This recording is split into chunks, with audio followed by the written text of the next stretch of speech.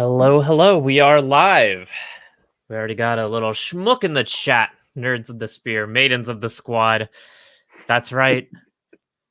Joe is pointing out the rebranding of this channel. What did we do? Oh, so Scott, right now we're not streaming to my little personal tiny channel. We're streaming to the new revamped, formerly Maidens of the Spear, now Nerdsquad. Squad. So we've made it to the big time, is what you're saying. We made it to the big time. If you're watching this, hello and welcome. Thanks so much for watching. So Maidens of the Spear was the Wheel of Time YouTube channel that Mary Lou and I started a long time ago and have failed to keep up with. It's difficult, especially Mary Lou being an actor, makes it really hard for her to commit to regular schedules, things doing this at the same time. We both struggled to identify content that we wanted to talk about consistently, but we didn't want this channel to die. We don't want Maidens of the Spear to die. Mary Lou and I are still planning on talking about Wheel of Time season 2. We're coordinating the schedule with Zach and Vic to try to get them on for as many episodes as possible. But in the meantime, to prevent this channel from lying dormant and to acknowledge a shift in really what we want to do here going forward, which is less exclusively Wheel of Time and more opening up the doors for discussions of any sort of literally anything. Anything we feel like talking about or anything I feel like talking about with my friends. We've rebranded the channel to Nerdsquad. And Scott, can you tell us a little bit about the history of that name? Because I've had a bunch of people be like, "Oh, it's a play on the Best Buy thing, right?" Oh, Geek Squad? Yeah. It is not a play on the Best Buy What? thing, unfortunately.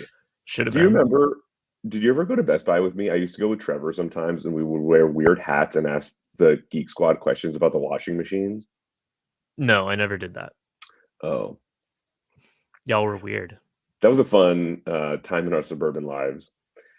Uh-huh. Anyway, no, it's not. Harassing the minimum wage Geek Squad employees. Pretty much, yes. Cool.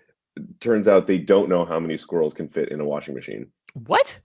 Yeah, I know. That's fucked up, but okay. But anyway, Nerd Squad is not Geek Squad. Nerd Squad is the name that Sarah and I guess we inherited it. I don't think we came up with it. No, but we inherited it. It was already we were part of Quiz Bowl, which is a high school activity. It's in college too, of academic trivia.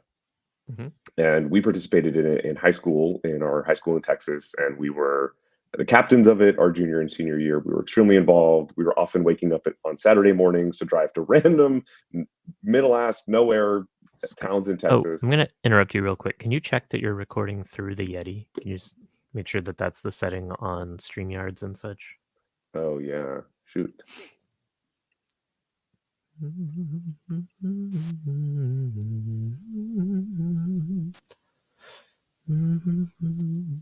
you hear me? Yeah, that's so much better, Scott. Ah, great. Okay, sorry about that. Oh yeah, no worries. Should I keep going or start over? No. Keep going because this isn't going to be in the edited podcast. So we're just talking. We're just talking to fans right now. So Sarah and I would wake up at ungodly hours on Saturday mornings in high school to drive to random parts of Texas to participate in Quiz Bowl. So we would answer academic challenge questions for points against other nerds. And we rebranded it internally at our school lovingly as Nerd Squad.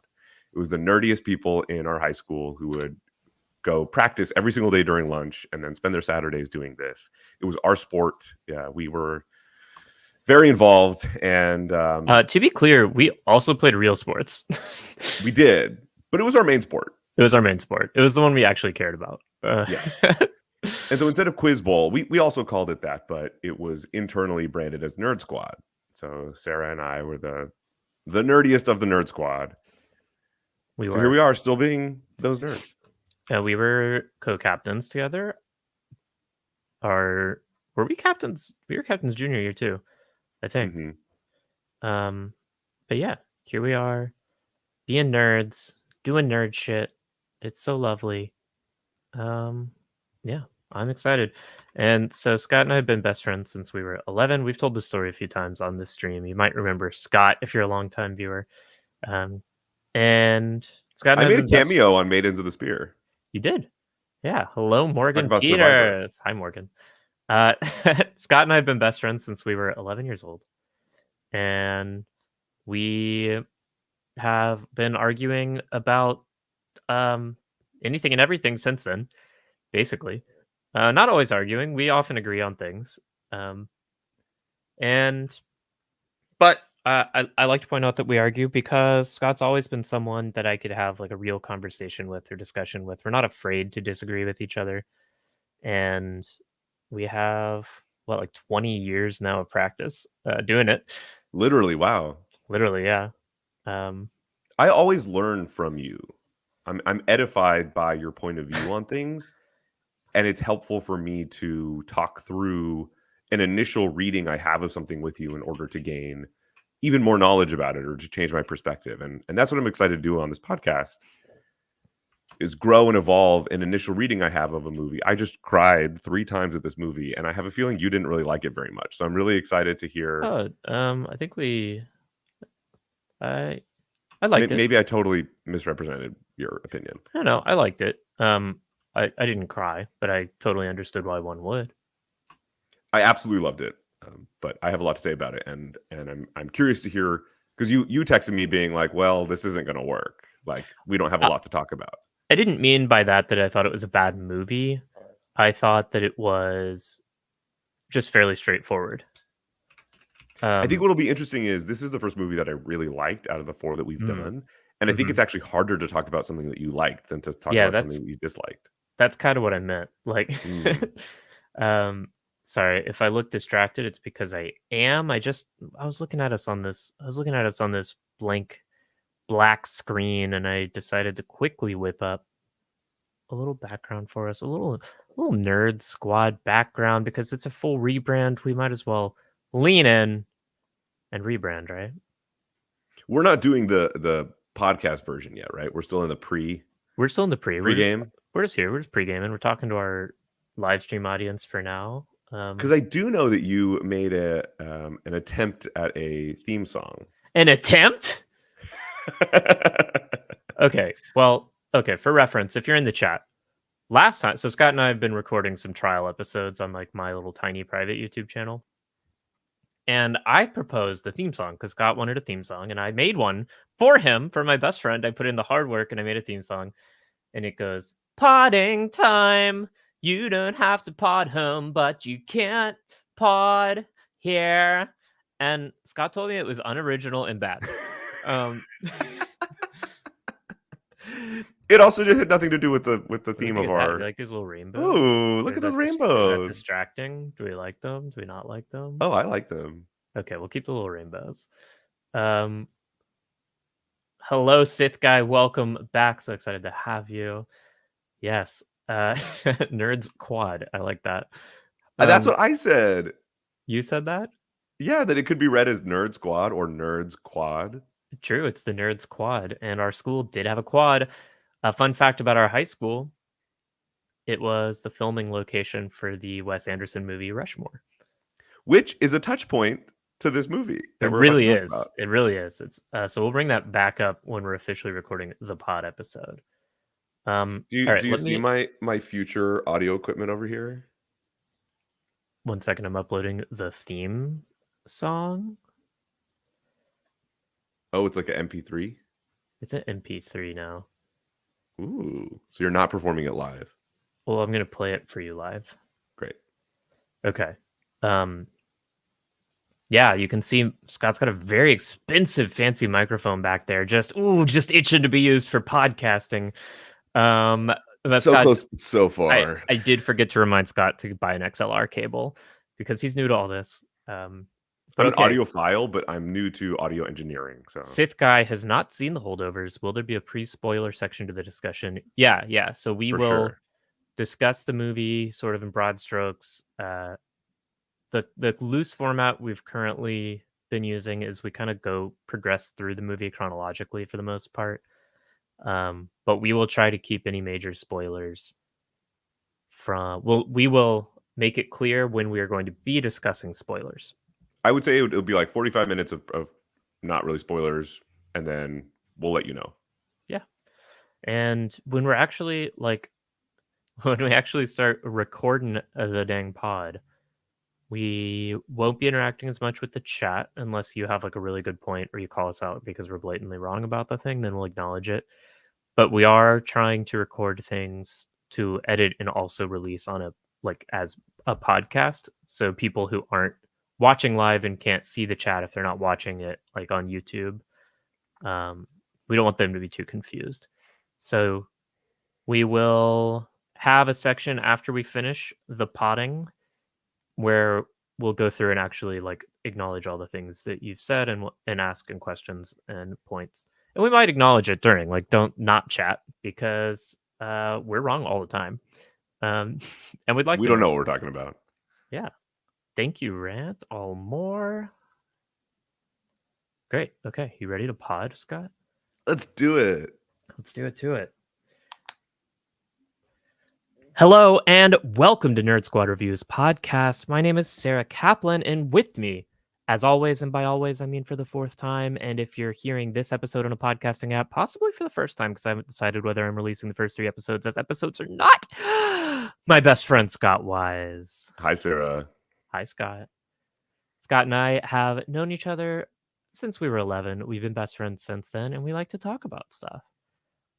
And Scott, what are we talking about today? Today we're talking about The Holdovers, a movie that's up for 5 Oscars at this year's Academy Awards. Should have been 6. Movie. Ooh, interesting to hear what 6th is missing. So one of my favorite directors, Alexander Payne, and Sarah and I are here to talk about movies, media, that sort of thing, through our extremely queer lens. I would say this movie isn't necessarily going to be as explicitly queer as some of the other movies we may talk about or other media we talk about. But in general, what can we add to the conversation? My take on it is that between Sarah and I, we have experienced all range of spectrums from L to G to B to T to Q. Yeah, we've been most letters of the alphabet mafia at some point or another. We have different depths of experience with different parts of it. Scott is the COO of a men's lingerie. What are we calling it? Gay men's sexy mask for mask sex clothes. Yeah, that's actually our tagline. Yeah, gay men's sexy mask for mask sex clothes. A company called Nasty Pig. And I'm not anything quite so official or fancy, but I'm a tran, so that counts. And before we dive into the movie, which I'm excited to talk to you about, Scott, because quick reference, The Holdovers is a movie about a fancy New England boarding school. And Scott and I did not go to a fancy New England boarding school, but we went to a fancy Texas private school that is in some ways similar and in some ways different. And then we both went to highfalutin colleges where we knew a lot of the kids who went to those schools. So it was an interesting film. But before we dive into the movie, there's 2 things I want to do. First, Scott, would you like to hear my proposed brand new theme song? Yeah, we've been working on a theme song, and I'm excited to hear what you came up with. Sarah, for reference, is a musical improvisator. Yeah, is that the right word? I do lots of weird music stuff. This is not a song. There's no words. Oh, okay. But here we go. Let's see. It might be really loud.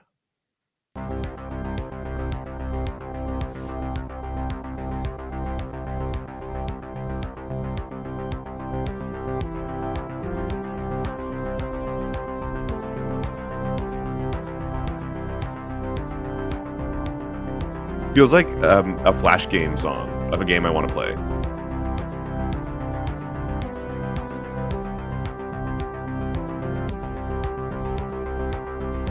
I'm into it.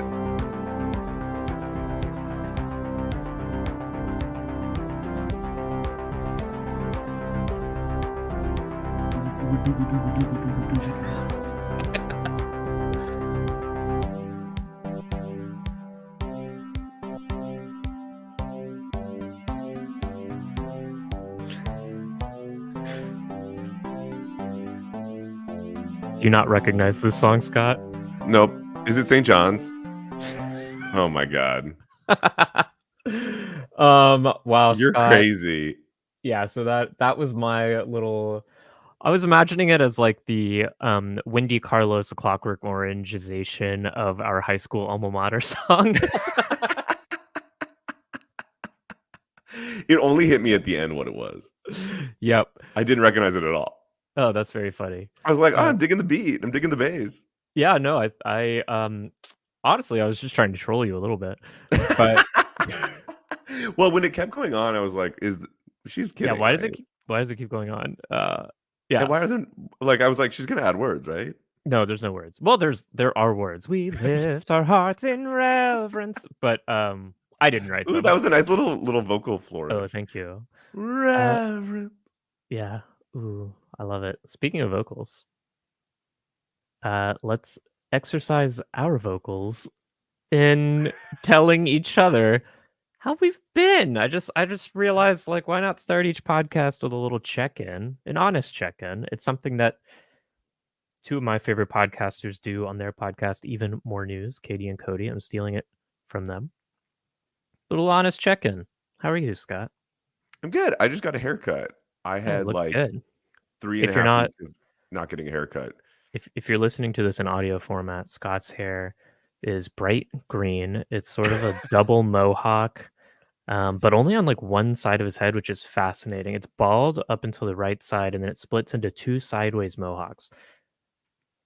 There was a part where he was doing the barber was doing just a line. I was like, what if I just ended it there? I was really Yeah. feeling edgy, so I ended up going for a eyebrow thing. Ooh, Do you nice. Yeah, see? I Wait, see. over here. I see it. Yeah, that's fun. That's fun. Yeah, there's a Mexican corridos tumbados musician. It's basically like mariachi music called Peso Pluma, and I'm very into him right now. And he has these little notches on his eyebrows, and I Uh-huh. was like, well, now I want notches on my eyebrows. Yes, that's true. And also, if you're like Scott Wise doing this like Spanish accent stuff, not a good look. Uh, Scott's Salvadoran. He could get away with it. Yeah, my mom is extremely Latina, just so everyone knows. But my name is extremely white because they named me after my dad. Yeah, Scott Hamilton Wise. About as white as it gets. I know, right? Name wise, really fucked you over on that one. Didn't they know you had a Sarah Rose lucrative Kaplan. future as a potential podcaster? Yeah, well, Sarah Also, I Rose was Kaplan. lying. Scott has like a gay guy like fade thing going on. No mohawks, and it's not gay. Did you get a haircut recently? What's up with you? No, I didn't get a haircut recently. Um, I've been into baking sourdough this week.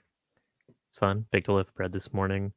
I've also just been sort of depressed at the state of the world Mhm. and thinking about what it means to exist and these times. I feel like everyone's depressed right now. Or maybe it's just because I'm depressed that I feel like that. Do you think that there's a correlation between sourdough baking and depression? No, So why did everyone bake sourdough in the pandemic? I think baking sourdough is something a lot of people probably wanted to do and didn't have the time to set aside to actually learn how to do it. And like keeping care of a sourdough starter, the ritual of baking bread regularly with a live starter is something that requires some commitment and fairly consistent time at home. And I think when everyone was forced to be at home and figure out what to do, and when everyone was working from home, it was just a more conducive environment to practicing that skill. Well, it's cool that you're learning now. Yeah. Um, depression loaves. Sorry, I broke my rule and I'm responding to someone in the live chat, which you can watch on our YouTube channel and on our Twitch stream if you're listening to this as a podcast. But yeah, no, I enjoy it. It's a little bit of ritual is fun. It's sort of like if I had a dog, then I would have a reason to wake up in the morning to take it for a walk and stuff. But I can't have a dog in my current apartment. So I have a sourdough starter um, that I have to feed instead, or the yeast gets sad. I think about that often. I inherited a bunch of plants. I'm not a plant person at all. And it's the bare minimum of taking care of something other than Yeah, myself, but the ritual is actually helpful just to think about something beyond my own needs. yeah, exactly. And yeah, otherwise I'm doing fine. Doing okay. Oh, I told you when we were talking on the phone yesterday, I told you that I had a, a story to tell you on the pod because that's who we are now. I can't believe we've Um, become those people, but I'm excited to hear the story. okay, so on Saturday, I was. What's the context to tell this in? Okay, on Saturday, I was getting laser hair removal. So I have a nurse there holding a laser gun that she's firing at my body to, destroy hair follicles with the power of science. And it's not normally super awkward. Like if you're getting facial laser hair removal, it's fine. Um, in this case, I was getting genital laser hair removal in preparation for some someday potential genital surgeries. Just basic trans shit that one does. And it's really awkward because you're just sitting there and there's a person just like zapping you in the genitals with a laser gun, and you're just trying to like make idle conversation. Oh, Um, is it like a dental thing where they're making you talk to them? Well, they have to talk to you because they're constantly having to monitor what your pain level is because they can adjust the strength of the laser. And then just to like make it a little less awkward, they kind of will talk to you sometimes. Or I prefer talking, so um but she asked me like, "Oh, what did you have on what were your plans for today?" And I was like, "Well, I started the day getting coffee with my ex and her wife." And she was like, "Oh, wasn't that, like, really awkward?" I was like, "No, I don't it's not awkward to me." And she's like, "What about your ex's wife? She's okay with you being there?" And I was like, "Well, I officiated their wedding. Like, we're all good friends." And that kind of thing is so confusing for a cishet person to understand. And she's like, "Well, you have any other plans today?" And I was like, "Yeah."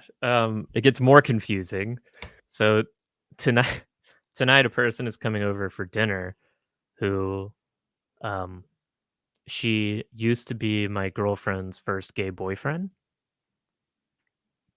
and she was like, "What does that mean?" What a And sentence. so Willa's first, like, went in college before, she years before she came out as trans and transitioned, Willa had her first boyfriend, her they were a gay couple. It was Willa's first time in, like, a gay relationship in college, and she ran into that person at a party recently, or she ran into a woman and she was like, "Wait, you look so much like my first boyfriend." And it was the same person. Willa's first gay boyfriend also transitioned, and she was over for dinner on Saturday night, and Willa made a delicious batarga pasta, and Will we is all had a good an time. amazing chef. Willa's an amazing chef, and it was so fun. I would say what are the odds of that, but actually, I imagine the odds of that are actually not that low. I think queer people find each other, I think, and then, like, within that, like, trans people find each other, and yeah.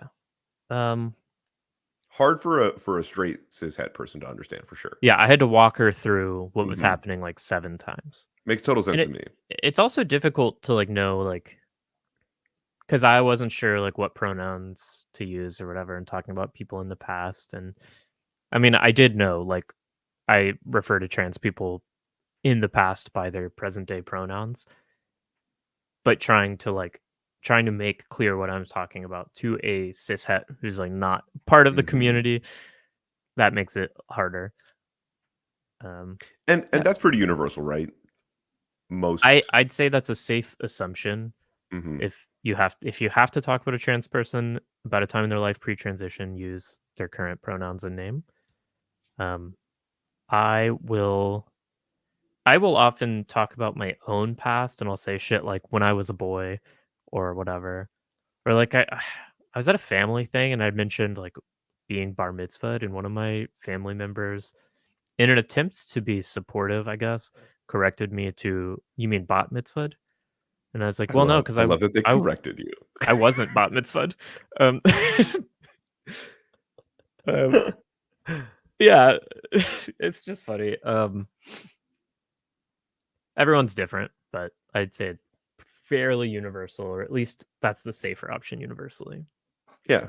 For a long time, I would say when I was straight, and I'm trying to Yeah. break myself of that habit. No, I think it's funny. I like talking about like, oh, when I was a straight boy, I I try to say when I was closeted now, mm, but I think there is still value in talking about it however you want it to, however you experienced it, or however you want to look back at it. yeah. No, I agree. Everyone's different. I don't like I don't think it's a problem to talk about when I was straight or whatever, because people's sexuality changes and their understandings of themselves change, and part of the reason why I don't want other people to do this, but part of the reason why I will talk about my past self using terms like boy or straight boy or whatever is because that's how I conceptualized myself. Like, if I had been one of the people who knew I was trans from the beginning and was like, I'm a girl, but no one knows, I'd probably talk about my past self differently. Um, but it just feels more accurate to me with my personal experience. Speaking of when I was a boy at a fancy schmancy private school, do you want to finally get around to talking about the holdovers? The movie, The Holdovers. The movie, The Yeah. Holdovers? So in the I'm like you said, who knows if we'll actually release the first 3 of these that we did. But in conceptualizing this podcast, we've talked about Saltburn, we've talked about Bottoms, and we've talked about Bros. 3 movies Mhm. with explicitly queer characters. And much of the point of choosing those movies was that we felt like having a queer lens on them, we had the right to discuss them and add something or understand them differently. Holdovers is a little bit of a different story. There's no explicitly queer characters. I think there's very little that talks about anything explicitly queer. Correct me if I'm wrong. But I'm excited to talk about it because I think there's still an interesting take on it that maybe taps into other parts of our upbringing and our personalities, and maybe we'll be able to tie something queer in it at the end. I'm not going to hold us to it, but I'm excited to talk about it because I love the movie. Yeah. Yeah, no, there's nothing queer in the movie. Um,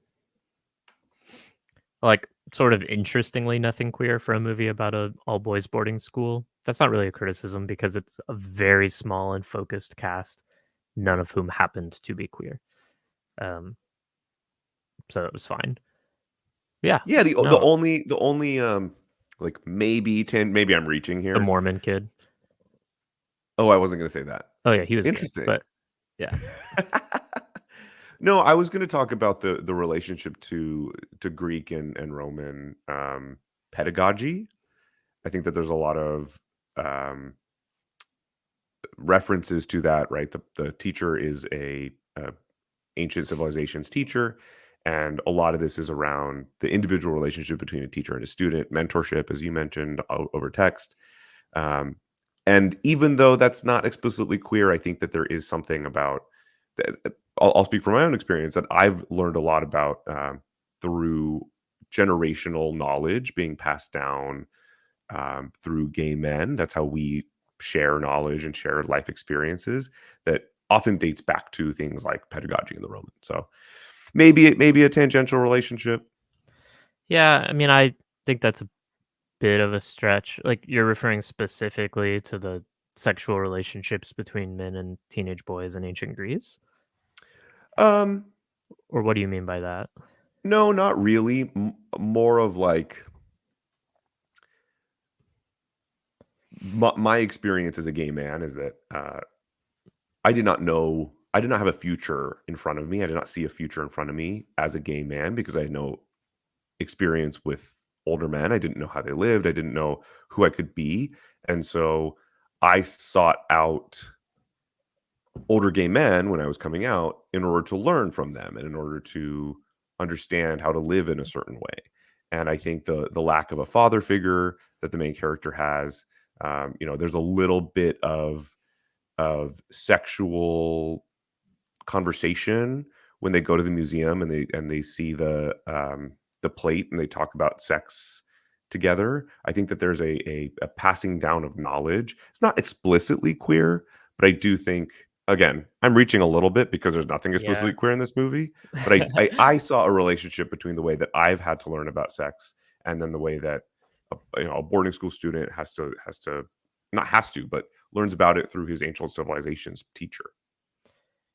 Interesting. Yeah, I mean, I think it's a stretch to call it queer, um, but I think it's definitely about mentorship. And I think what you're describing within gay men is sort of like there becomes a mixture of the different relationships of like mentor in life, like sexual mentor, and then there's specifically the person who serves as like the guide and inducting you into the gay world, which is its own whole set of customs. And like I think those roles all get so combined within the world of gay men that I totally get where you're coming from, like why you're seeing that. But I don't think there's nothing at all sexual between these two characters or anything like that. No, for sure. So, but let's talk about the movie in more detail. And for spoilers free sectioning here, okay, so the movie is called The Holdovers, and it is set in 1970 in a New England boarding school called something. God, Barton Academy. Barton. The problem with me, as someone who is trying to do podcasts about movies and stuff, is I do not remember names of The anything. good news is I do. I have a weird Scott brain for actors and does. shit. So. Yeah, I should be taking notes, but I'm not. It's at Barton Academy. I It's am. almost, This is the difference between us. This is why we work as co-hosts. yes, and we're introduced to a few key characters.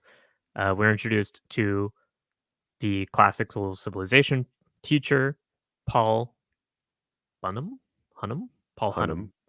Paul Hunnam, and he is just like an old coot.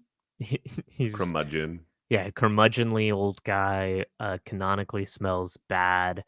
He has they call him wall-eyed, but he basically has like a lazy eye. I don't know if A that's glass eye. like an ableist thing. Does he have a glass eye? Mm-hmm. I think it's really. Mm-hmm. Oh, okay. I thought it was just like a lazy eye situation. Um, and he sucks, and he's really harsh, and like he is told that he is going to be responsible for like overseeing the boarding school kids who have to stay at the school over Christmas break for whatever reason. We know what reason, because the teacher who's supposed to do it lied about his mom having lupus, and the headmaster hates Paul Hunnam, and so he's punishing him with this job. That's not the only reason. There's a specific punishment that he's receiving. Do you remember? Right, yeah. He refused not to fail the senator's son. And he's a professor of, he believes in the honor code, and like he's like, no, these rich spoiled assholes, they need someone to put their foot down and show them that like actions have consequences and they don't just get to breeze through life. And these, just because they're rich and their daddy is powerful doesn't mean that like they don't have to take my class seriously. And the headmasters begged him to just give the kid a C or something to let him pass, and he refused, and he's being punished for that. Yeah, the kid has to go to Princeton. All of his family went to Princeton. Yeah. Yep. And then the other characters we're introduced to are Mr. Tully, who becomes the kind of main boy going forward, but he's one of the kids. He is smart. Like he gets the B plus on the midterm, right? Like he's the only kid who didn't completely tank the classical civilization exam. He's smart, but he's a bit of a troublemaker. He's kind of a little shit. and all the teachers and all the other students hate him. And he's supposed to go to St. Kit, and then he gets told by his parents, his mom, last minute that he actually has to stay at school over Christmas break, and he's very sad about it. It sucks. It does suck. I mean, He yeah, wants to stay in rural Massachusetts yeah. alone over Um, Christmas. anything else that would this one? This movie's a little different from Saltburn or even Bottoms, where like I feel like I have things to say about the movie as a whole, but I don't have things to like stop in and add here and there. Well, so those are the two main characters. There's a third main character who's kind of the supporting character, but definitely one of the three, the triumvirate of main I mean, a characters. very key character, yeah. That's Mary Lamb, and she's the head cook in the cafeteria, and so she stays over as well over Christmas break to help out, but also because she has lost her son very Mhm. recently in Vietnam. So she's alone, Yeah. and so she has nowhere to go, really, or she feels that way. She's a black woman, and her son was obviously also black, and he went to this fancy boarding school. But we learned that the only reason she worked there at this school, it's like a terrible job where you're working for ungrateful little shits.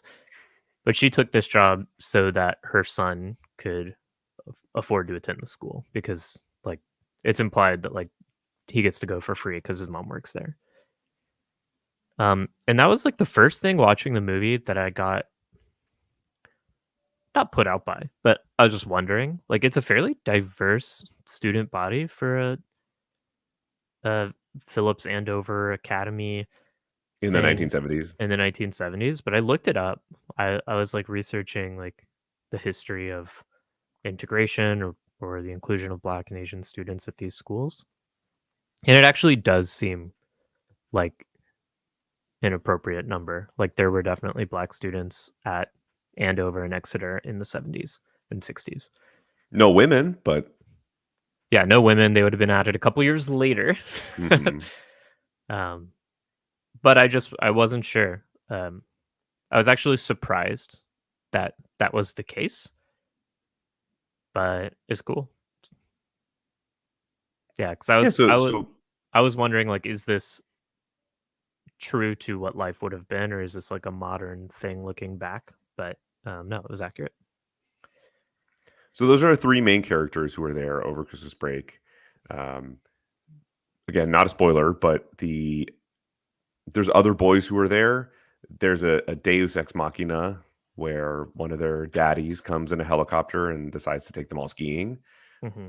And so all the kids get permission except for Tully, whose parents can't be reached, and so therefore they can't give him consent to go on this helicopter to go skiing.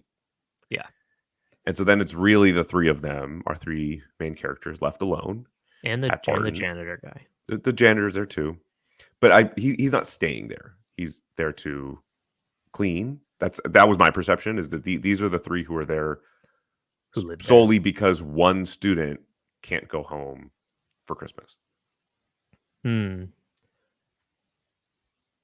Interesting. I hadn't thought about it like that. I guess so. I think that Mary lives on campus. No, just like That's what I'm saying. Yeah, just it like was the three Paul. people who, right? Yeah. Yeah.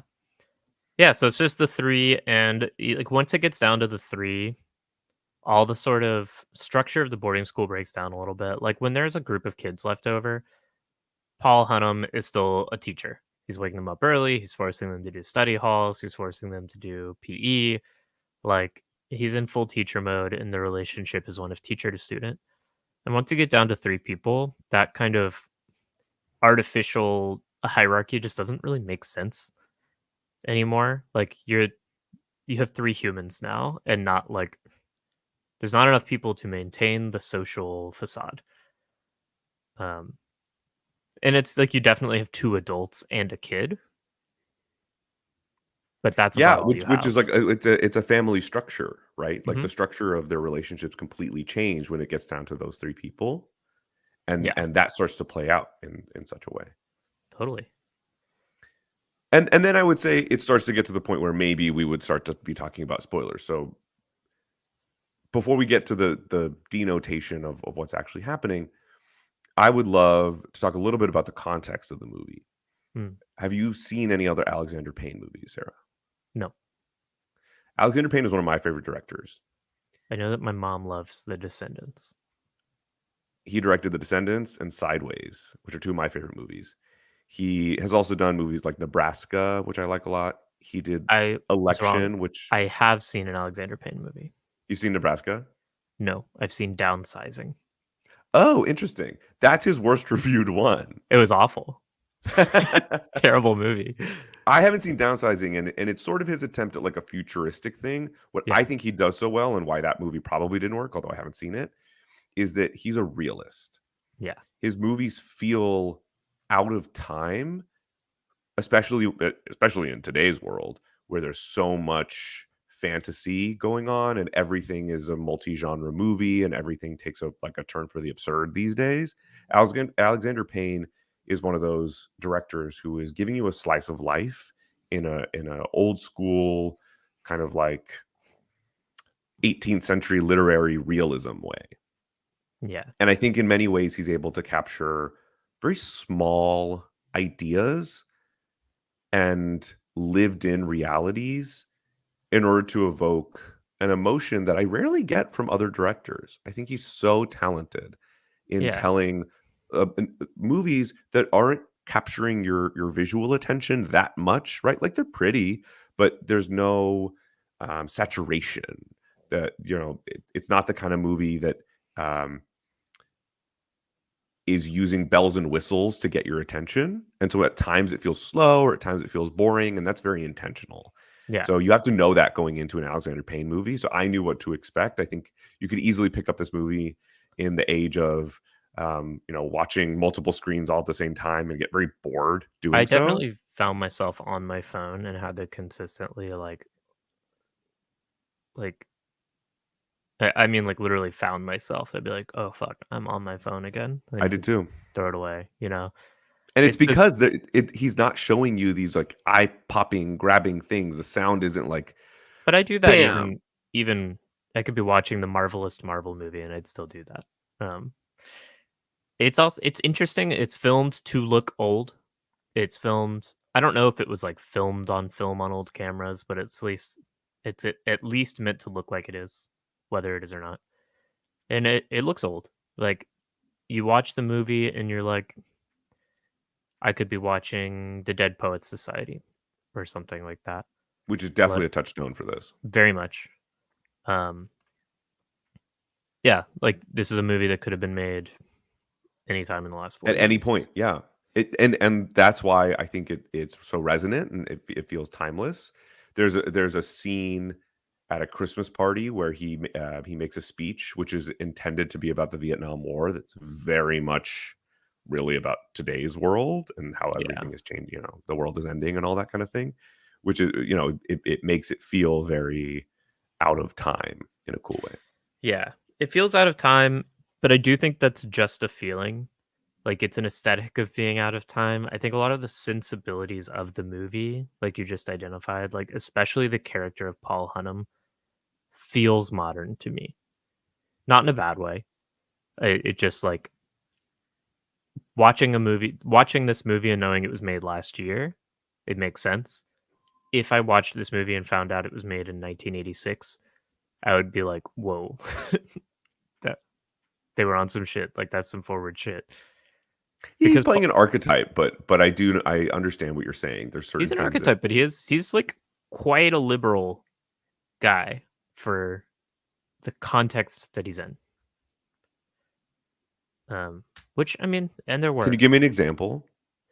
yeah, like I mean, just his whole sort of okay. So like s- spoilers all movie because it's really hard to talk about this movie not in its totality for me. So if you have not seen the movie and you care about spoilers, okay, should people care about spoilers? I watched this movie having no idea what it was, and I thought it was actually a really effective story. It probably is better to watch it not knowing how it goes. Um, but it's also like it's not like a twist movie. It's a series of character studies. So if you don't care about spoilers, you can keep listening. But that said, there is the scene when Tully like gets those vets, the Vietnam vets, angry over the pinball machine, and then he comes to Paul Hunnam, and Hunnam buys them beers, and they're talking about it afterwards, and he's like, "Why did you buy them beers?" Like, and he's like, "You just don't understand what those guys have been through. Like, those aren't bad guys. Those are just guys who've had a different life than you've had." And I guess the whole thing feels very like, you know, the David Foster Wallace essay, like "This is Water." I haven't read it. The basic idea is he's advocating for a sort of generosity of hypothetic empathy.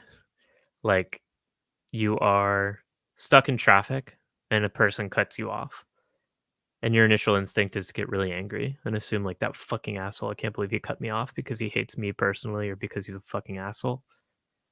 But like, you don't know what's going on for that person, and if it's just as plausible that that person is a desperate father who's trying his best to rush to the hospital to see his sick daughter, and then you're like, okay, well, if that's what his life is, I don't really mind that he cut me off. I'm just trying to go to Walgreens. And then you don't feel angry about it. And instead of assuming the worst case about the person, try to assume like the most sympathetic case. And that will be, it'll just make your life better. Um, and that seems to be very much the kind of philosophy this dude has about other people outside of school, but not about the students. And he has to learn to extend his empathetic generosity to his own students. Like that's Yeah, his that's little his journey, journey. right? Like Yeah. he has empathy clearly, but it's not directed to the students. And sort of what you're talking about is the sense of privilege. I think Yeah. that's one of the major themes of the whole movie, but they never say that word. They don't use that word, and that would have been that would That have would have been felt out of, anachronistic. and like, it's not that there weren't white dudes who went to fancy boarding schools and then went to Harvard and then went back to the fancy boarding school as a teacher who would have had a sort of expansive empathetic worldview in that way in 1970. I'm sure there were a lot. It just, I guess it, to me it feels still like a modern perspective, but maybe not. Maybe that's just like a bias I have towards in favor of modern times.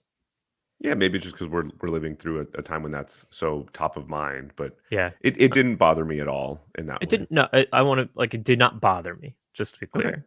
I'm just saying it still felt like a modern movie in that sense. Like the ethics it was promoting, I liked, but it felt like modern. Do you agree that privilege is one of the major themes of this movie? Yeah, it's, I mean, the movie is about recognizing privilege, and the movie is also about not assuming things about people. Um, Especially like, if you want to be really ungenerous to the movie, you could say like this movie is about remembering that even the kid who's ostensibly the rich white boarding school douchebag might also be having a really hard time, actually. Um, I think that would be overly reductive because there are plenty of kids at the school who are just douchebags. It seems like. Do you have a cat? Yeah, you don't know I have a cat. I guess I did know that. Is he meowing? Can you hear him? Yeah, but it's a cute meowing. Okay, you tell me your thoughts. I've sort of rambled a bit. Yeah, I think that privilege is a major factor in this movie. Um, to me, it stuck out because it's such a topic of conversation currently in the world. Ivy League education and who has access to those things is really kind of the only way that people can conceive of as changing class right now. And so nepotism babies, legacy students are such a lightning rod in the culture wars right now. I've been surprised by how much higher education takes up airtime when it comes to the kind of stuff that we talk about. Yeah. But this movie seemed to be directly in that conversation. It extended to things like the Vietnam War vets, right? Like that scene, I think, is really interesting because he's in a sling, and so you feel sorry for him for being, I even wondered, like, how is he going to play pinball? I did wonder that too, because he just dislocated his shoulder. He's in a sling, but then there's such an empathy when he sees the man with the hook for his hand that, like, oh, my thing is so much less bad than his thing. Yeah. Like, privilege is all relative. Right. And that's sort of what maybe the overarching theme of that discussion is. Yeah. And then the other thing that I would say about it, and we can get back to privilege, but the other, like, major theme, I think I noticed a thesis very early on in the movie. There's a lot of Latin phrases being thrown around. Sure. But there's a Cicero quote. I don't remember what it is in Latin, but in English he translates to, "Not for ourselves alone are we born." Mm-hmm. You find these three people who are left during this time when you're supposed to be with family and friends to be extremely alone. They don't see a future for themselves. They're stuck here. It's like a purgatory that they're in. And instead of being even more alone, they find a community in each other and are all able to get out of this stuck feeling that they're in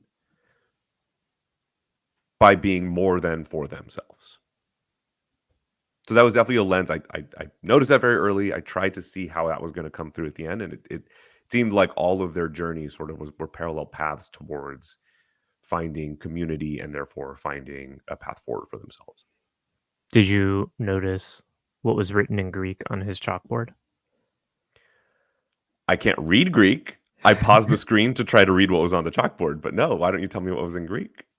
So on his chalkboard, in very large letters, prominently up there, it says "nothis auton," which is a Greek maxim: "Know thyself, know yourself," and attributed back to, like, being inscribed on the Temple of Apollo at Delphi, like, attributed by ancient writers to Apollo, to the oracle at Delphi, to this person, that person.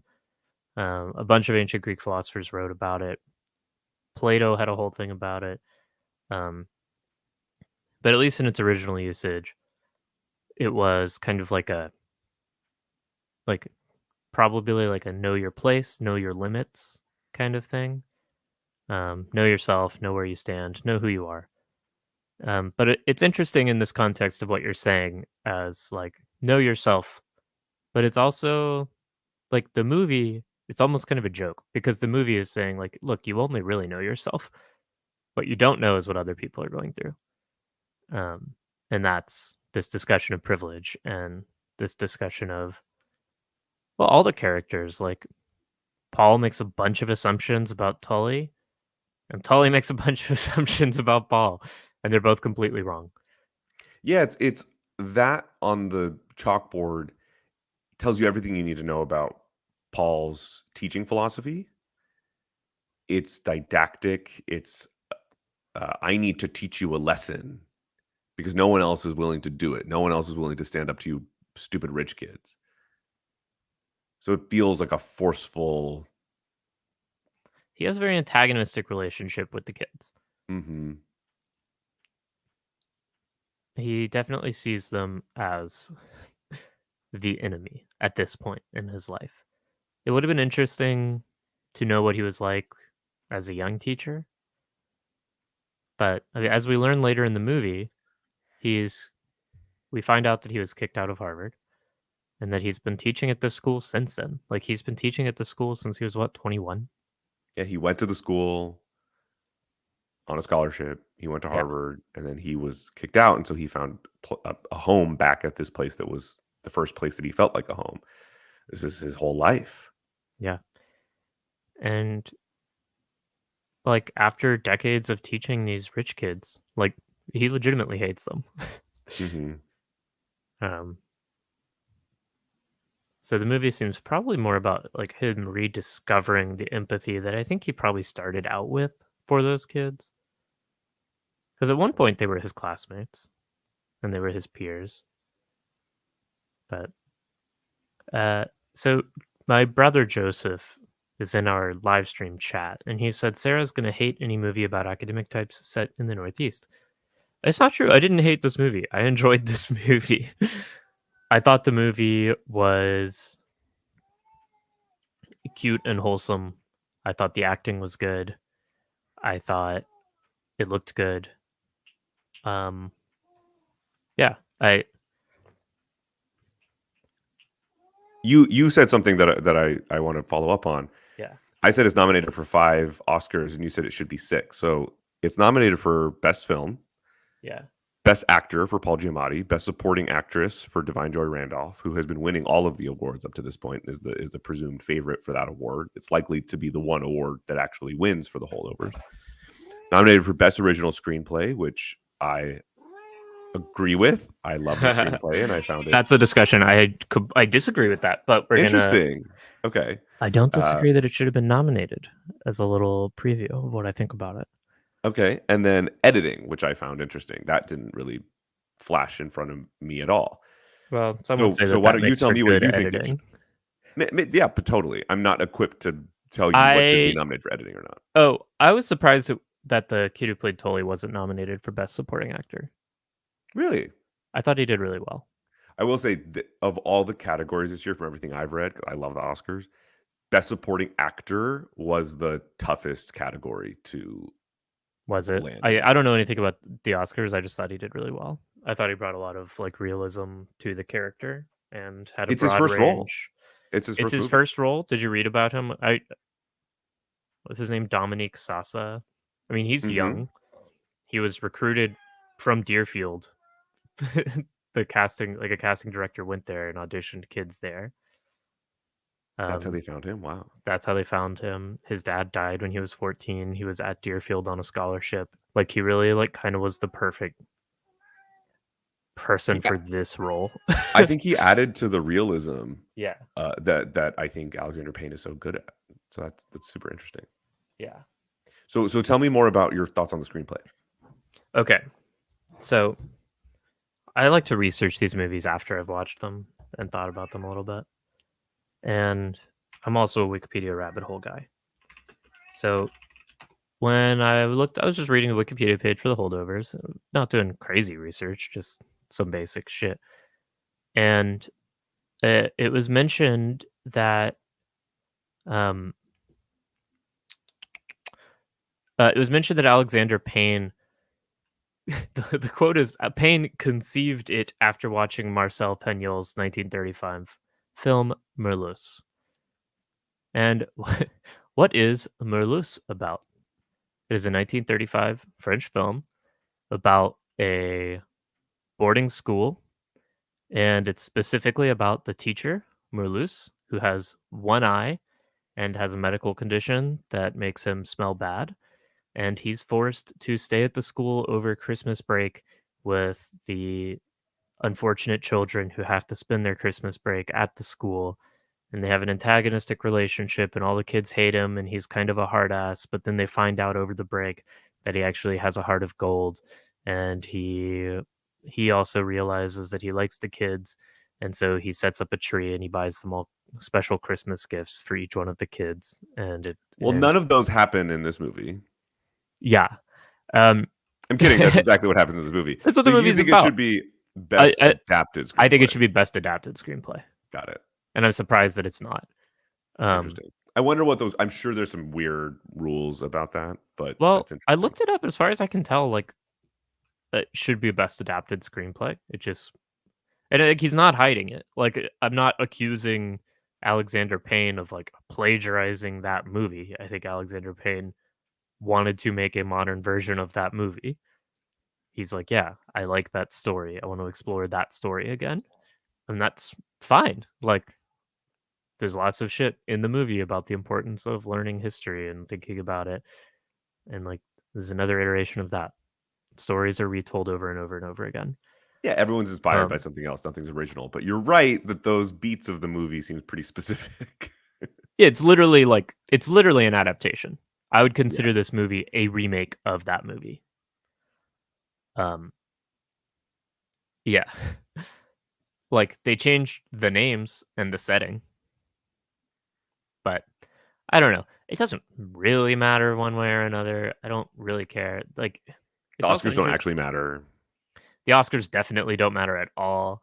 Um, the guy who wrote the movie went to a fancy boarding school in Connecticut, and a lot of the movie is based on his life and his life experiences. He said a lot of the scenes are taken directly from his life, like the scene when they're in Boston and a prostitute propositions um, the teacher.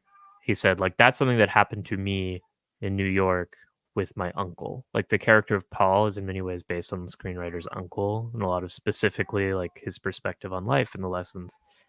The Cherries Jubilee scene, he said, is something that happened to him in real life, like with his mom. I Uh, loved that scene. Great scene. I Yeah, cried. yeah, yeah. It's That was the scene when they really cemented themselves as a family unit. mhm. And so Yeah, it was a joyous cry. It was like, okay, these three people who have been so alone in this experience have broken down those walls. right. Yeah. Once the other kids leave is when the movie becomes good. I thought the movie was just fine before that. And it's kind of interesting because it's like it's only when the movie breaks free from being an adaptation of Merluce and the screenwriter is like, okay, I'm done hitting all these beats that I've been told I have to hit and I could just write a movie now. And that's when I feel like he really like goes off. Goes off parentheses positive. I so originally this screenwriter had written a pilot for a TV show, like a drama set at basically this boarding school. And the history of the movie is Alexander Payne watched Merluce, said, I want to make a remake of that movie, but set in a New England boarding school. He had read the pilot for this guy's TV show and reached out to him and said, hey, would you be interested in setting this movie I want to make in your like boarding school world?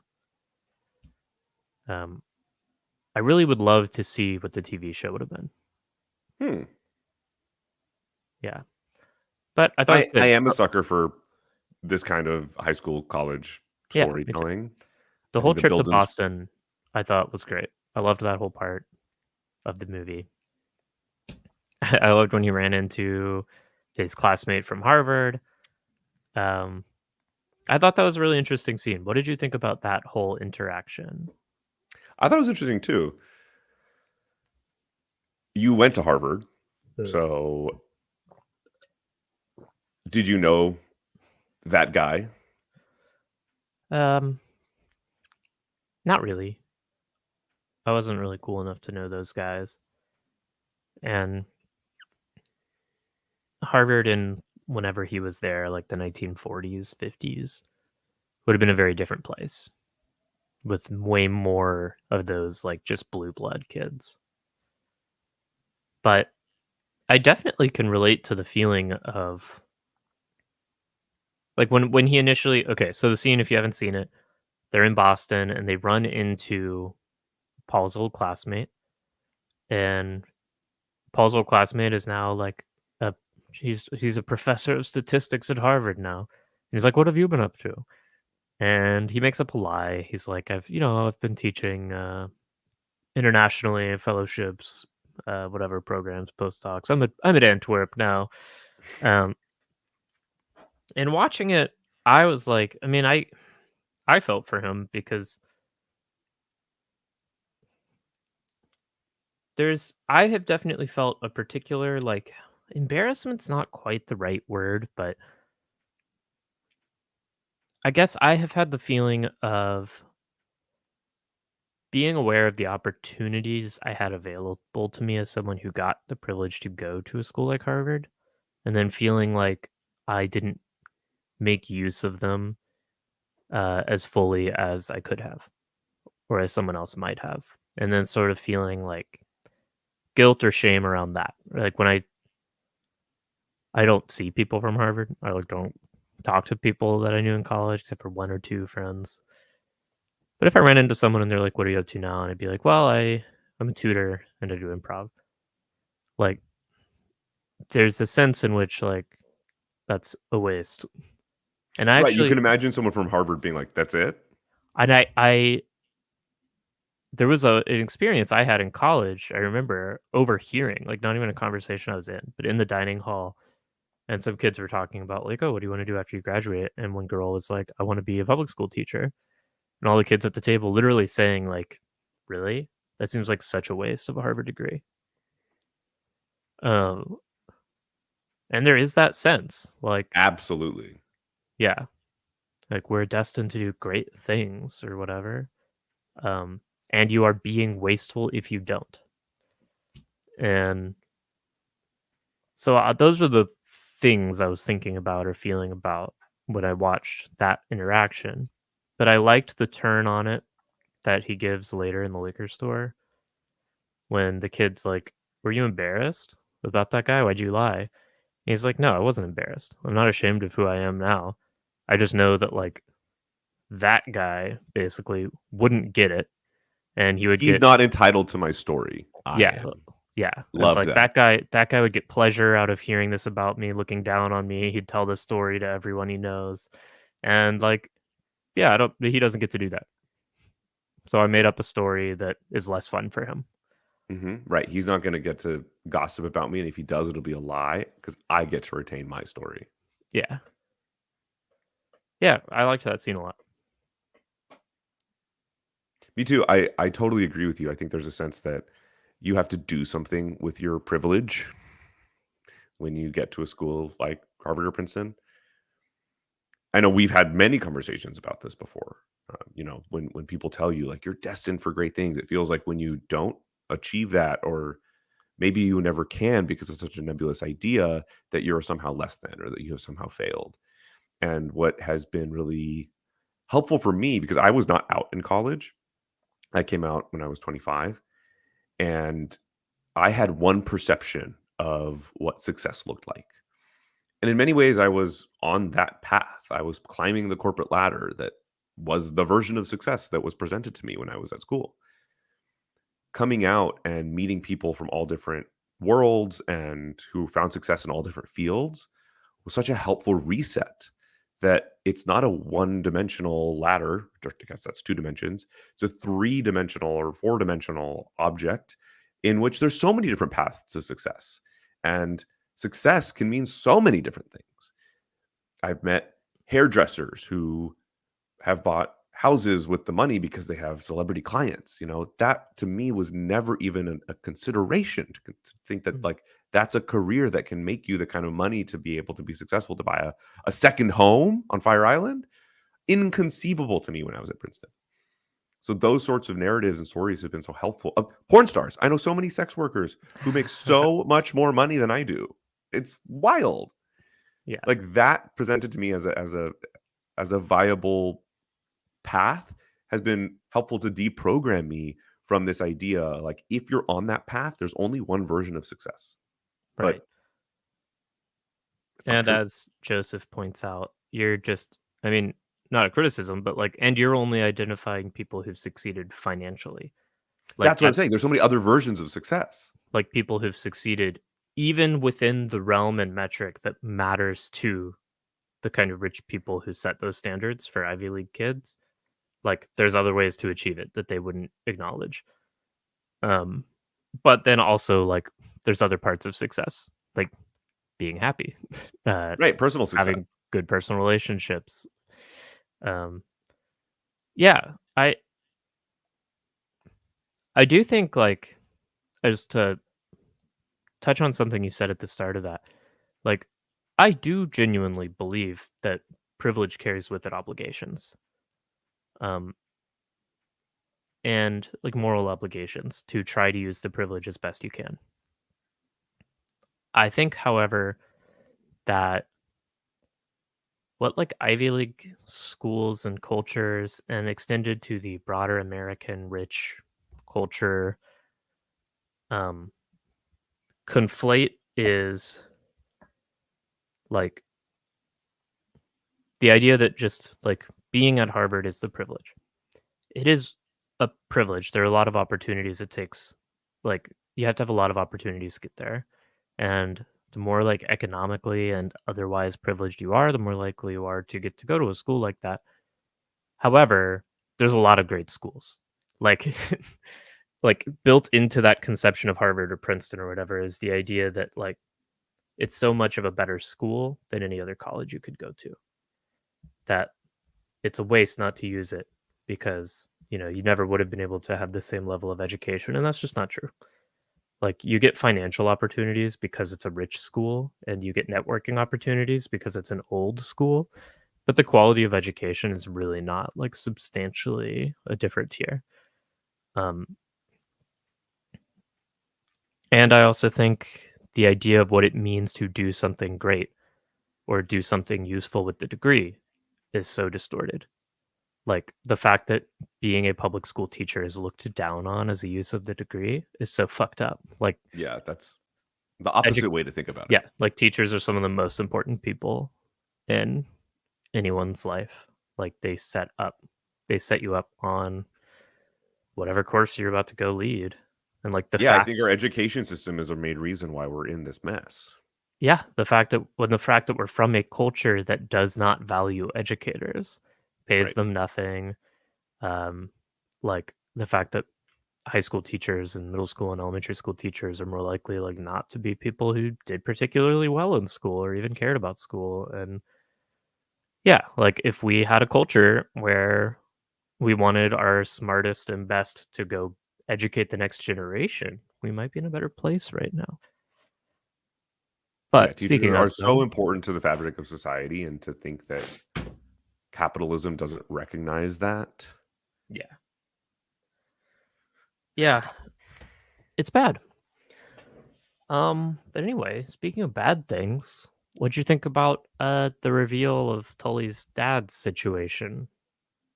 Yeah, I think that there was a couple surprising moments for each of the 3 characters to sort of have, like, a change in perspective.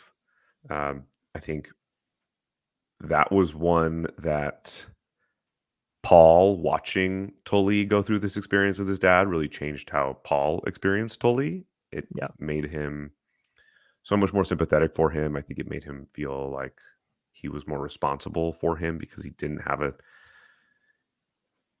father figure that he could look up to anymore. Tully was so wanting to be close to his father, and his father being having some sort of, they don't explain exactly what it is, but like delusions or paranoia that led him to a psych ward. Um, as soon as if there's one thing about me, it's that a father son story is going to make me cry. So as Mhm. soon as he gets into that psych ward and he says, "Dad," Yeah. just waterworks. Couldn't handle it. Yeah. I mean, I thought that's where the kid, uh, whatever the fuck his name is. Why can I Dominic not remember Sessa, names? I even said his name earlier in this podcast he recording. showed he showed range. He showed some real range, and like that moment when he is saying like, "I'm keeping my grades up. I'm on the chess team. I'm gonna play tennis." And his dad's response to all that after a poignant silence is like, "I think they're putting something in my food," Heartbreaking. and it's heartbreaking. It's a heartbreaking scene. I think the kid, like, he plays it really well. Um, yeah, I mean, I thought it was very sad Yeah, and well done. if unclear, we're in the spoiler section. Oh, yeah, sorry, and since we're in the spoiler section, like, I was confused in the scene after that when they're in the car and then the car, like, unfolds and it's a mech suit and Paul and Tully are co-piloting a mech suit and they fly into space where they have fight with giant space kaiju. Um You had me for a second. I didn't know what you were talking about. I was like, did I miss something? No, you didn't miss anything. Yeah, I thought that was that, and I was surprised. Like I was fully on the "Oh yeah, his dad's dead" thing. once they pulled up to the building, I'm like, well, that doesn't look like a cemetery. No, it's very sad. And Yeah. it just makes you realize, like, I think not only did Paul Hunnam develop even more empathy for the kid, like he already liked him. He already liked Tully by that point, and now he's like really feels for him. And I, like Paul Hunnam, think you also should develop like even more sort of disdain for his mom, um, who abandons her son, and yeah, awful. Like when they are back at school and they get called into the office, and the Tully is gonna get kicked out because he gave his dad a snow globe, and he's gonna get kicked out of school now. Um, and just like the way the mom is talking about it, and the stepdad, and everyone, and it's just so heartless. Um, Paul Giamatti made an interesting choice there of like getting like kind of visibly extremely saddened by it rather than just like kind of angry. And it is sad. It's also infuriating and heartbreaking. To me, it was like the wheels were turning, that he was about Yeah, to give up his career and his home and everything he's ever known. true. It's not a second decision because he knows there's going to be consequences to this. So he Yeah. takes the requisite time to really internal. You want him to do the right thing. You want him to fight for this kid. But what he has to give up in order to do so, Yeah. to everything. Yeah, he gave up his entire life. I mean, I hope he goes to Tunisia and writes his book about Carthage.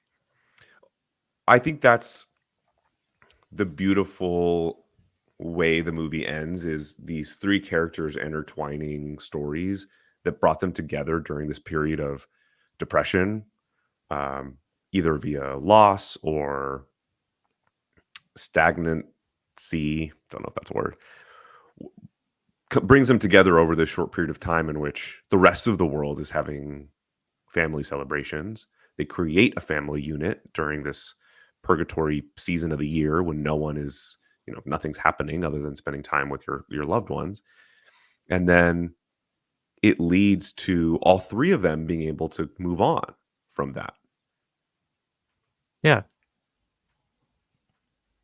I love that kind of the release. They Do were you there think? for each other, and then the kid gets to stay at school and really continue on with um, his future in academia and not have to go to military school because he's gifted. The teacher, in giving up his uh, career, actually gets the opportunity to move on, and it's a kick in the pants to do something that he has been really needing to do for his life all along. Yeah. And then the Mary is able to move on from the loss of her son by being there for her sister and the nephew that's coming, who they're going to um, name after Mary's son. Yeah. It all ends very, It's very nicely, very sweetly, in a way that's like you want these characters to move forward, and the movie propels them to do so. yeah, it's nice. I mean, that's like I think it's a cute story.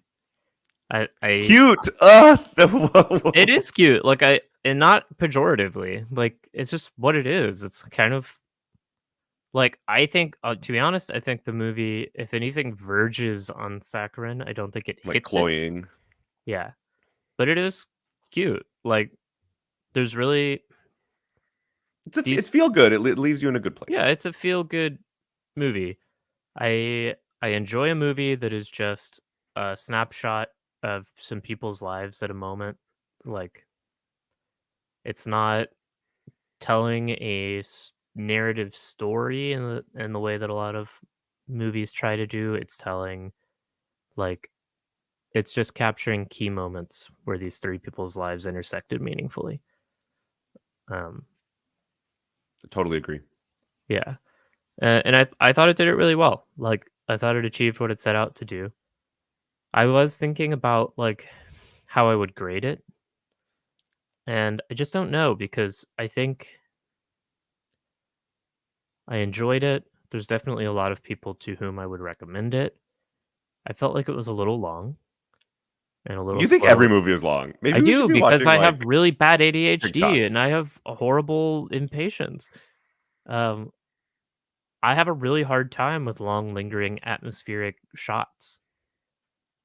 And I was also really depressed and activated today. And it was kind of hard to force myself to sit with a feel good movie, you know? Um,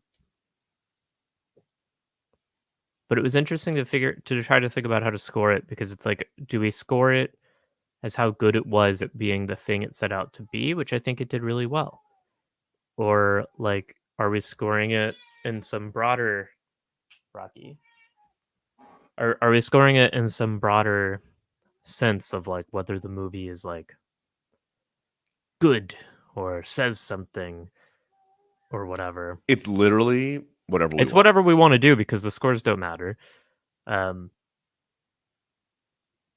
yeah, Before we get to the scoring, I wanted sure. to ask you how you felt about the setting. I Hmm. think Christmas is a rich setting for movies. I think they get labeled as Christmas movies very easily. I felt like this was an interesting film in which I would not consider this a Christmas movie, This was not a movie about Christmas. This was a movie that took place at Christmas. but it's a Christmas movie in many ways. It's just a totally different type of one that I haven't seen before. And I think that they did a good job. So, I know I asked a question, but I'll answer my question.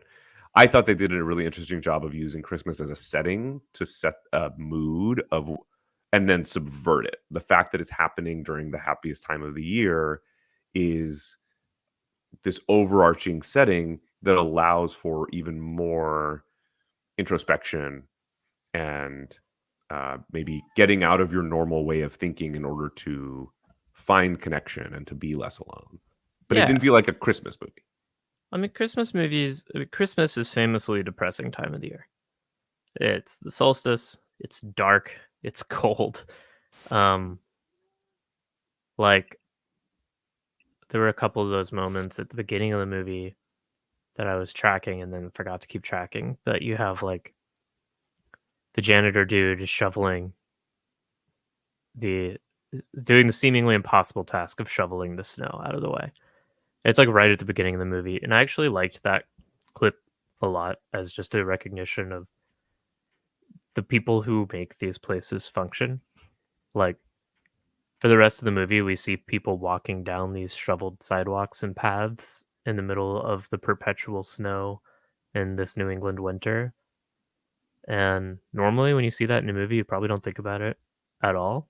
Um, and I liked that this movie started out with a clip of the guy who does the task of shoveling all that shit, and he like picks up his shovel and he's tired and he just like looks down at the snow and he looks up at the sky and it's still snowing and you just get this sense of the Sisyphean nature of his job, um, which I liked a lot as just a little snapshot. And then you have another moment later when we first meet Mary where she's cooking and she looks out the window at the snow, and it evoked a similar sense to me of just like the depths of the cold, dark winter. Um, and I mean, it's the time like most people like it's one of the highest rates of self harm happened during the holidays. Like it's because it's that contrast, because it's dark, because it's cold, because everyone else is being performatively happy with their families. And if you're alone and it's dark and it's cold, it sucks. I just went through this last week. It's February 19th, and February 14th is a particularly another one of these kind of days. Yeah. Uh, if you spend it alone, if you're single, I had to stay off social media that day, Yeah. It's awful. and really intentionally did something to make sure that I didn't feel lonely. I don't feel this on February 13th or February 15th. It's just that specific day because it seems like the rest of the world is going through a specific emotion. And if you're not feeling that, you feel left out. And often, even if you are feeling that, it feels like you're not feeling it enough, or you're not performing it enough, or other people are having it more than you. And I think this movie did a really interesting job of sort of capturing that type of emotion. Yeah. I can't think of them, but there are definitely other movies that explore that sense. I I wouldn't call this a Christmas movie in the sense that, like, I don't feel like it's inappropriate to watch it at a season other than Christmas in the Right. way of, like, I'm not gonna sit down and watch Elf or something in June. Um, and I also wouldn't consider it a Christmas movie in that I wouldn't feel any particular urge to watch it at Christmas time. Like, Christmas is a character, but it's not a Christmas movie in that sense. It's not a seasonal film. Yeah, it's not a seasonal film. Like, I it's even totally feels like less of a Christmas movie than Die Hard at this point. agree. Um, and that's fine. Like, it's not even trying to be a Christmas movie. Like, Christmas movies don't get nominated for Academy Awards. Right. A Yeah. couple other things before we get to the rating. I liked a lot of the Latin phrases and just I get they used entre nous, which is French, obviously, but French, yeah. uh, they're talking about the Rubicon, and then the other one says "Alia jacta est." I thought of Yeah. you. Oh yeah. Um, yeah. I I liked it too. I liked the character of Paul Hunnam as a portrait of a very gifted person, Like overeducated, knows an he's smarter than you. overeducated. Well, but also like it's not even that he knows he's smarter than you, but just like the difficulty he has connecting to people. Yeah, Like like he's when he's in not, the bowling alley yeah, and because I don't. he's He's trying to not. connect to those two commoners, and he tells a story about the. But I don't even think it's about commoners. Like I didn't read that as a class thing.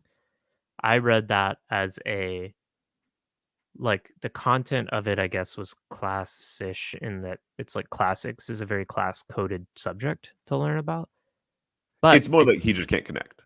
yeah, I mean, I think it's a pretty common experience that a lot of extremely Nerds. gifted people have, nerds, where like just the things that he finds interesting or wants to talk about are just not things that other people find interesting or relevant. Um, he can't participate in that conversation about like these fucking 10 pen bowlers who come in to our stupid little New England tiny bowling alley. I went to a New England tiny bowling alley. It's a weird, it's like a very regional style of bowling. I've never done it. Yeah. And, yeah, he tries to participate by pointing out that, well, actually, St. Nicholas would have been a 4th century Greek bishop, and he would have been dressed very differently. Um, and look, I've been that person many times, and I just like, Turns out that's not how you make friends. it's not how you make friends with those people. It is how you make friends. Like, because you want Yeah, friends that you can be that's yourself true. with, right? And I think that the Tully and Paul relationship works because Tully actually likes ancient civilizations and he picks up the learnings. Yeah. He's good at it. So he can connect with Paul and Paul can be honestly himself and use the vocabulary that he wants to use. I think early Yeah. on, he calls them vulgar, rancid Philistines. He uses the Yeah. word fetid. While he's grading their papers. He calls him Yeah, a hormonal vulgarian. I Like didn't I didn't think that scene was meant to be critical of Paul, or I didn't read it as such. Probably because I related a lot to Paul in that moment. But like I thought that scene was just identifying a facet of Paul's experience. Another like a lot of it's been focused on the way in which he's lonely, like regarding relationships, like romantic relationships. It keeps being pointed out that like, oh, are you scared of women? You think that like you're not good enough for women or that they don't want to talk to you. You're self-conscious because you smell bad or whatever. There's a lot of reasons why he has a hard time romantically. And that was the scene where it's also pointed out like he just has a hard time connecting to most people in general. mhm. He's just a brilliant guy and the things that he finds interesting are weird. you know? I Um loved his scenes with Carrie Preston. I love Carrie Preston, oh yeah. I the woman liked who played those Lydia. scenes. Mhm. She's a recurring character in The Good Wife and The Good Fight She was universe, really good. and she's just the best character. I love her so much. Yeah. And I liked the scene where he's into her, and she's expressed kindness towards him, and that's why he's into her. And then when he's at her party, and she's like really engagedly talking to him, and you're kind of, I think as an audience member, you're even led to be like, maybe she could be into him. Like you're with him. You're kind of hopeful with him. And then you get the classic scene. The guy she's dating comes and they make out and Paul sees it and he's like, oh yeah, I'm a fucking idiot for thinking she might have been into me. She's just being nice to me. Um, but one thing I appreciated about Paul's character is in that moment, like it really is right. She was just being nice to me and not like the incel. He doesn't have like an angry incel reaction to it. He's just disappointed because he liked her because she's cute and really nice. Which I appreciated because like that archetype of character so often leans misogynistic and incel-y, and to see a version of that character who really wasn't like yeah. It's a very similar characterization of Paul Giamatti's character in the first time he was in an Alexander Payne movie, Sideways. A curmudgeon but his thing instead of ancient history is wine. He's Wine, such a yeah. wine person that he only finds himself connecting to someone who loves wine as much as he does. Yeah. And he does end up with the hot woman in that one after being a curmudgeon. But in this one, I think they subverted that nicely, and instead he connects with the friends that he makes. Yeah, he has It's special not a romantic interests. Did you feel a romantic tension between him and Mary? No, I didn't. Did you? I wondered throughout the movie if it was a direction the movie would go. To me, there was a communal sense of parenting to this boy. It felt like a mother and a father who were forced to kind of parent together. So I definitely felt a relationship between them, but it felt through the child totally, not towards each other necessarily. Yeah, I think Paul and Mary's relationship was interesting, and that Mary seemed to understand Paul in ways that most other people in his life didn't. And it's clear that there's a history between those two characters, which is not surprising. Like she's been working there for, at least 18 years, right? Like she started Right. working It's there when implied her they've son both was been there born. forever. Yeah, so they know each other. And she, doesn't put up with his shit, but she also like seems to be the only person who knows that he's a good guy at some level and is just like, yeah. So I don't know if I would have felt romantic tension between them if they were real humans that I was observing. It's just more the omnipresent awareness that like movie characters often are put into relationships. That might have been why I was feeling something between them. I liked that they had each other. They seemed like they were important to each other, even though they were very different from each other. Yeah, I thought she was an amazing character to have as part of the triumvirate. Yeah, no, she was great. The other thing I wanted to mention was I disagree with you about the beginning of the movie. You said it only got good once it was the three of them. I quite liked the boarding school characterizations that they set up. I thought that the point of when the 5 or 6 kids were left over felt I liked that part of it. There was something, Lord of the Flies-y, these like kind of leftover boys, all of a certain age, kind of forced to be together, but hating each other and being mean to each other and bullying each other. Like that's very boarding school vibes. And particularly when the Korean boy woke up in the middle of the night having peed himself with a nightmare. And totally, I think that was his first moment of you seeing like, oh, there's a good person here. Maybe that's the first moment when you know for sure, like, okay, I think he's probably a good kid. Yeah. Whatever Right. else is Because going on.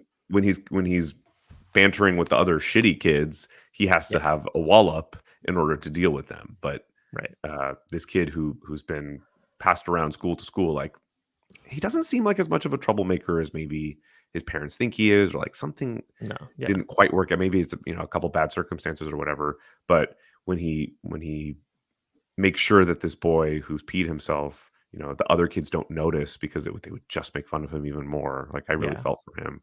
I went to camp for 2 weeks when I was in second grade, and I cried every single night. And I hated those 2 weeks of my life. All I did was miss my family. And so to imagine uh, boarding school, I could never have done boarding school.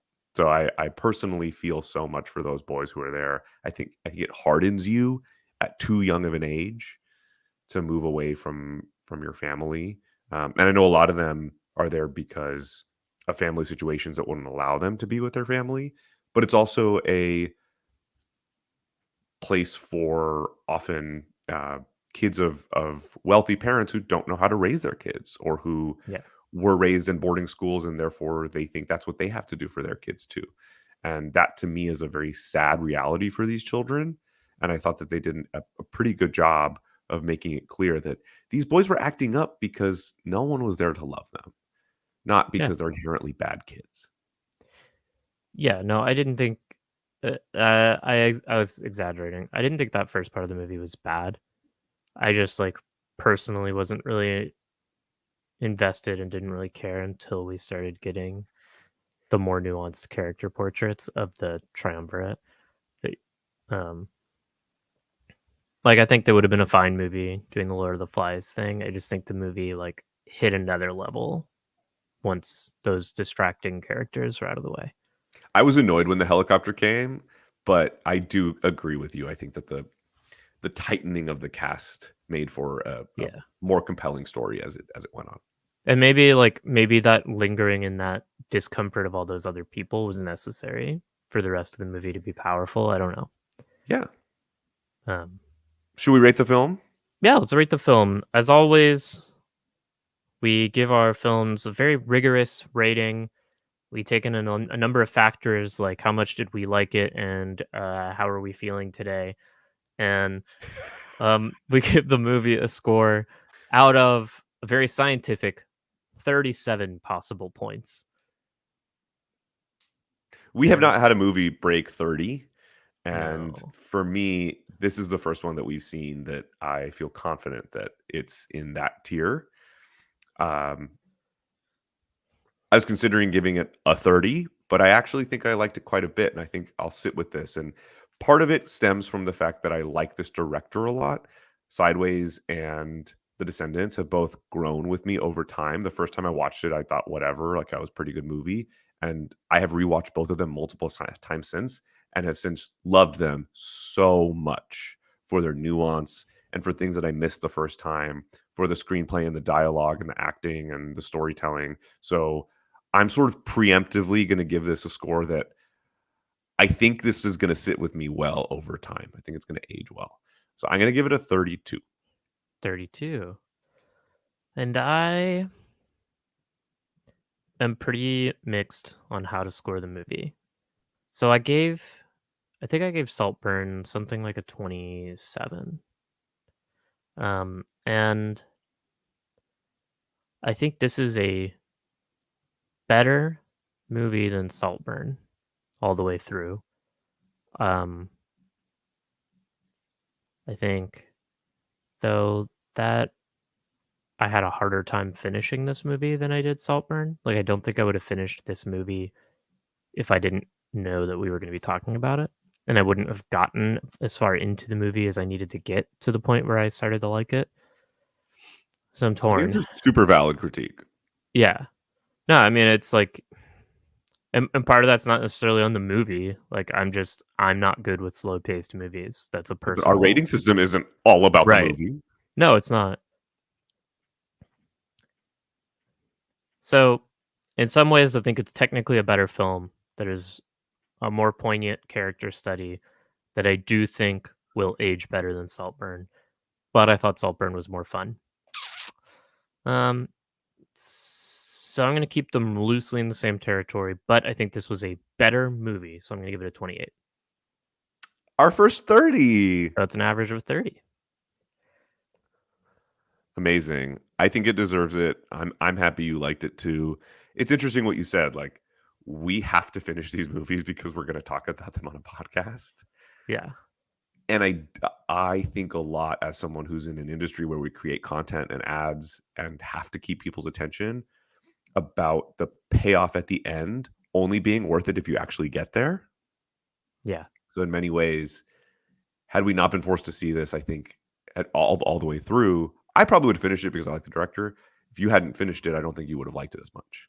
And that's something to think about as content changes and attention spans Yeah. change. But I also don't want the medium of movies to suffer because of the way that my ability to pay attention to something long term has been like warped and eroded by social media algorithms. You know, like I don't want to hold that against the movie. But the medium is the message, right? Like, do you hold it against opera for being 4 hours and in a different language? No, you just stop watching opera. Therefore, Right. the art form dies and you don't get the message. So who cares if it's good? True. Yeah. But no, I mean, I think 30 out of 37 is good. And like, I think this movie is specifically a 30 out of 37 feel good film character study. Um, yeah, It's a good movie. it's a good movie. It's a solid movie. It's a good movie. I don't think Yeah. we can sit here and talk about plot holes or bad No. Like that's acting what, like or at the level of technical construction, I think it is a sure. good Right. movie. I just didn't Yeah. think it was anything like I wasn't like blown away. I was like, yeah, that was a solid viewing experience. I liked the characters. I liked the acting. You Right. know, you set out to make a movie and you did good movie. Um, You did good movie. yeah, so that's like if you're wondering like how do I measure a thing on a scale out of 37? In my book, a 30 out of 37 is like, yeah, it is good movie. Well, good job, Holdovers. Good job, Alexander Payne. You have a Yeah, 30 out of 37 on the most important rating you're ever going to get. Who cares about your 5 yeah. Oscar nominations? 5 Oscar nominations don't matter at all. Nerdsquad say You're you the did first good 30. movie. Welcome to the 30 club. We should keep track of the 30 club. Yeah. Cool. Well, I've been Sarah Kaplan, Wait, and you. we have to talk about what we're going to do next. Oh yeah, what are we gonna do next, Scott? Well, Scott, you're We the producer of this show. What are we doing next? we started a list. We started a list. Oh, I want to do, but I'm a cheerleader. Okay, You want to do that one? that's on the list. I'd be happy to. Great. Let's do it. Or should we keep going with the Oscars for now? Well, we said Poor Things doesn't come out until the 28th, I believe. So maybe we Streaming. wait and do that one when it's streaming the following week. Mm-hmm. How about Anatomy of a Fall? I've seen it, but I'd be happy to watch it again. I loved it. Okay. Do you want to do that one, or do you want to do But I'm a Cheerleader? There's actually queer themes in Anatomy of a Fall. Okay. Why do we do that? All right. We'll do Anatomy of a Fall. We'll keep going with the movies that are nominated for Academy Awards. I'm excited to talk about that one. I Yeah. have a lot to say about Anatomy of a Sick. Fall. Tune in next Monday if you want to catch us live on our YouTube channel, youtube.com/@nerdsquad37. And or listen to us on whatever podcasting app you're listening to us on, if that's a thing that I ever get around to doing. We're gonna do And it. I promise. we're gonna do it. I've been Sarah Kaplan, and you can find me on Instagram at Sarah Rose Kaplan, where I don't know what I do. I post music, and today I posted a series of extemporaneous, depressed ramblings about the state of the world. And I'm Scott Wise, and you can find me on Instagram at Scott_YS. Yeah, this has been Nerd Squad Reviews, the weekly streaming show where we review movies on our YouTube channel, Nerd Squad, formerly known as Maidens of the Spear. Thank you so much for joining us. Scott, you're my best friend. I'm your best friend. And the listeners are our best friends. You're our best friend. And we love you you very guys. much. Bye. Bye. Scott, don't leave. And viewers, don't leave, because that's just the end of the podcast episode. But I do want to. We could talk to the chatters a bit, unless you got to go, Scott. No, I have time. Joseph gave this movie a 33 out of 37. Yeah, I liked it too, Joe. Joe says it's funny that I've transitioned from being a streamer based on a 14,000 page books to not being able to finish a 2-hour movie. Okay, but the secret is it took me like 9 months to read the first Wheel of Time book. How old were Eh, you? I was 14. Yeah, exactly. Time is different when you're 14. Right. But once I got into it, that's when I loved it, you know? And it's harder for me to want to expend the energy to get into a movie than it is to get into a TV show or a long book series. Because if I'm gonna like give a thing a chance to hook me, then I want to be hooked on a long ride. Whereas like giving a 2-hour movie an hour and a half, like, okay, maybe I end up enjoying it and I'm like, great, I got one more half hour of good shit. Or I'm I'm like, so the opposite. yeah, The short form. It's funny that movies are now short form, given how much prestige right. TV has taken over. The commitment, if it's a bad movie, who Oh, cares? Joseph likes, but I'm a cheerleader. Okay. I mean, yeah, I've never seen Oh, it, but it's apparently a classic. classic. Hi, Rivers. Welcome, Oh, hi, friend. Rivers. Rivers would watch us talk about movies for 10,000 hours. Rivers, you'll have to come join us to watch a movie at some point. Is Dune 2 out? Dune 2 is not even out in theaters. We could do we could do Dune 1 We when could do Dune Dune 2 1. comes out. I have a lot of thoughts about Dune 1 and Rivers, they're mostly negative. Is there queer Oh, shit in Dune? I don't remember. mm, not Not that there was queer shit in Holdovers. We don't have to do. I'm just. no, I mean no. Not really. Like there is and there isn't. There's like space opera lesbian stuff sometimes, but it's not a movie about the queer experience, even if there are characters we would label queer. You know what I mean? Yeah. Do you not like Dune because you read the book and you think it doesn't do a good job of adapting to the book, or have you not read the book? I loved the book. Okay, that's what I figured. Um, I did not know anything about Dune going into it, and I liked it. I mean, are we gonna do Dune? Because I don't want Not to spoil next. what I think about Dune. Okay, Eventually, we could do Dune. short story on why I didn't like Dune. It was so long. Uh, Timothy Chalamet was a terrible Paul Atreides. He brought nothing to the character. He was a total blank wall of absolutely zero emotive ability, He's and overrated. he's so bad.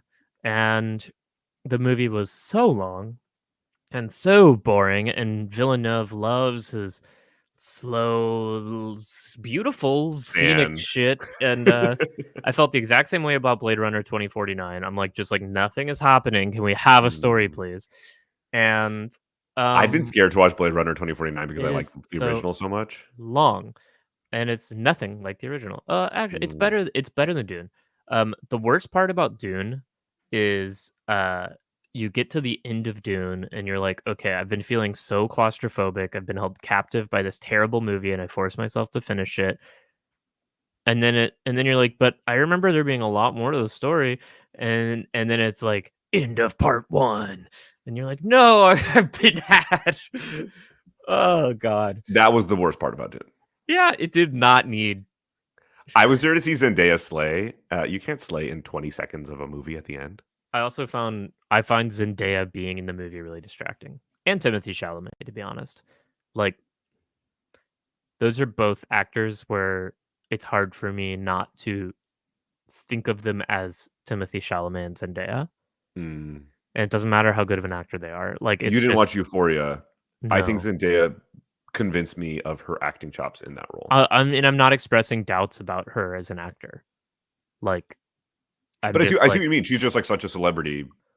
yeah, I just And I think there's two categories of actors, probably more, but like my two versions of actors are like, are you bringing yourself to the role and your own charisma, and are people watching you because they want to watch you? I put George Clooney in that category. I put Ryan Reynolds in that category. Laura yeah, Dern. These are actors who like aren't losing themselves in the role. They're just being themselves in the role, and you like them because you like their personality. Jennifer right. Lawrence. And then you have actors who are capital A actors. They're there to act and they lose themselves in the role. And I think people like Carrie Mulligan is like this. Um, I put Charlize Theron in that camp, although I think you'd make an argument for the other. Um, but like a lot of people that you may not even know their names, a lot of character actors. They're not Right. the A level stars necessarily, but like those are good actors. And that's who I think should have been in Dune. Um, if I'm watching a movie like The Holdovers or I'm watching Bottoms, like it doesn't bother me if I'm watching an actor because I'm watching a movie and I know that I'm watching a movie, you know? And then it's like watching a play in that like and you're watching a play, you're not like, the backdrop really lacked in realism. Oh, and like to me when you're watching like a movie, it's this you can forgive the same element of disconnect for the fact that you know you're watching actors that you might recognize from other roles. I have a harder time watching like Dune isn't a movie. Dune is like an epic story. And Is it because it's an adaptation? even though this is yeah, like this is a movie version of Dune, I find it really distracting. Like it's hard for me to lose myself in the realm of fantasy in the fantasy sci-fi universe when I'm watching an actor that I know, That makes you sense. know. Hmm. Um and I'm sure people felt the same way about Lord of the Rings when it came out, looking at like Orlando Bloom and stuff. Um He was I would pretty unknown at the time. I thought they did a good job of casting that with like well, I not did. I mean, famous I was so actors. young when it came out that like those actors just were those characters to me first, and Exactly. then later they I were think other Harry people. Potter, the main Harry Potter, characters yeah, were the same thing. But yeah. you're right. So the Dune, they went with the A level talent, and and I don't think you should do that for a story like this. interesting. Um, I also, I mean, I just think Timothy Chalamet is bad, but uh, that's Another my person thoughts to on add to our Dune. hit list: Rachel Sennett, Billy Eichner, Timothy Chalamet. Just keep them coming. Billy Eichner's not on the hit list. I just think he's not a good actor, but I Yeah, don't we just think talk he's shit about him on our podcast. That's all I mean. well. I don't think he's a bad. I think I think he is smart and funny, and I like Billy Eichner. I just didn't like him as an actor, but I did like The Worms. I know the worms were the best part. The movie's beautiful, and like Blade Runner 2049 is the same thing. They're beautiful movies. They're just so long. Hmm. DK Moon liked God Emperor book the best. Scott, can you guess what sets book 4 of Dune apart from book 3 of Dune? Is it not I'll give set you a on hint. Dune? I'll give you a hint. The first movie is about Paul. The second movie is like kind of about Paul, I think, and like Paul's like baby kids. And then the third book then is about like Paul's kind of now teenagey, adulty kids. So does it change from the lineage of Paul's kids? Is it about someone else? It's actually not. Book 4, God Emperors of Dune, is about one of Paul's kids. Do you mind if I spoil Dune for you? No, not at all. So book 4 is about one of Paul's kids, same character as book 3, except that it's 10,000 years later, and he's transformed from a human into a giant talking worm, This is like Ender's Game. and he's now the immortal worm emperor. Wow. Yeah, Yeah, they and just it's like, totally like new and species it's kind of kind of shit. like Okay. you finish book 3 and it's like sort of contiguous with stuff that happens in book 3, but it's not like book 3 ends with like, yes, and over the next 10,000 years I shall complete my evolution. Like book 3 just ends. And then book 4 starts 10,000 years later and you're like, what is happening? It's like if Harry Potter book 4 took place 10,000 years later and Harry Potter was now a giant worm. Um yeah, so I know a lot of people who loved that book. I was not able to finish it, but I also was like, I had just binge read the first 3, and I probably was just a little duned out, so I should go back to them. Um, yeah. Oh, yeah. Daleks, I mean, Doctor Who in general, I find impossible to, like, lose myself in the reality of it. Yeah, I was never a hooligan in that regard. I'm a hooligan. I like Who Weekly, not Doctor Who. Oh, yeah, no, Dune's great. Everyone should read Dune. Um, Dune is sick as fuck, especially if you're a Wheel of Time fan, because you're gonna be reading Dune, and you're gonna be like, wow, these people sound, oddly familiar. because the Aiel were very much based on like the desert warrior culture of Arrakis. But Scott, how are you feeling? You want to call it quits? You want to call it end our stream? Happy to. Let's end our stream. If you've I been watching, appreciated the thank you. comments. Thank you so much for joining us in the comments. We'll be back next Monday to watch Anatomy of a Fall. And then the week after that, for Joseph, we'll watch But I'm a Cheerleader. No, Poor Things. We'll watch Poor Things. And then the week after that, for Joseph, we'll watch do But I'm a Cheerleader. But I'm a Cheerleader. Yeah, this has been so fun. I'm glad we're back. I'm glad we're doing something consistent again. And thanks for sticking with us. Yeah, Frank Herbert copied the Fremen from the Aiel, and you ripped the Bene Gesserit off of the Aes Sedai. He knew what Robert Jordan was going to write 20 years later. I love the Wheel of Time specifics. Yeah, no, it's the Wheel of Time is so Dune influenced though. Like, not negative. Like, it's also Lord of the Rings influenced. Everything's influenced by everything else. Anyway, bye everyone. Thanks for joining us. Have a good week. Bye. Scott, don't leave the stream. Oh yeah, right.